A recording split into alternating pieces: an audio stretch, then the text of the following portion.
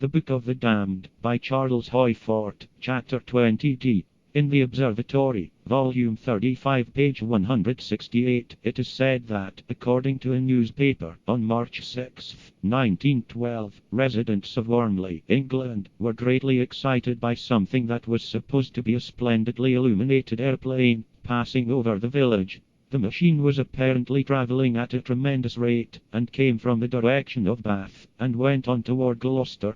The editor says that it was a large, triple-headed fireball. Tremendous, indeed, he says.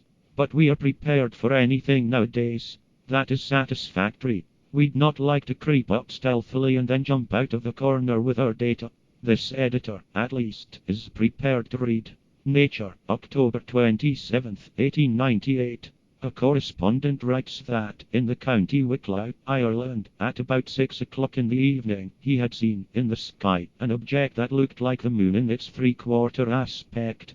We note a shape which approximates to triangularity, and we note that in color it is said to have been golden yellow. It moved slowly, and in about 5 minutes disappeared behind a mountain. The editor gives his opinion that the object may have been an escaped balloon. In Nature, August 11, 1898, there is a story, taken from the July number of the Canadian Weather Review, by the meteorologist F. Payne, that he had seen, in the Canadian sky, a large, pear-shaped object, sailing rapidly. At first he supposed the object was a balloon, its outline being sharply defined. But, as no cage was seen, it was concluded that it must be a mass of cloud. In about 6 minutes this object became less definite, whether because of increasing distance or not. The mass became less dense and finally it disappeared. As to cyclonic formation, no whirling motion could be seen. Nature, Volume 58, page 294. That, upon July 8, 1898, a correspondent had seen, at Kiel, an object in the sky, colored red by the sun, which had set.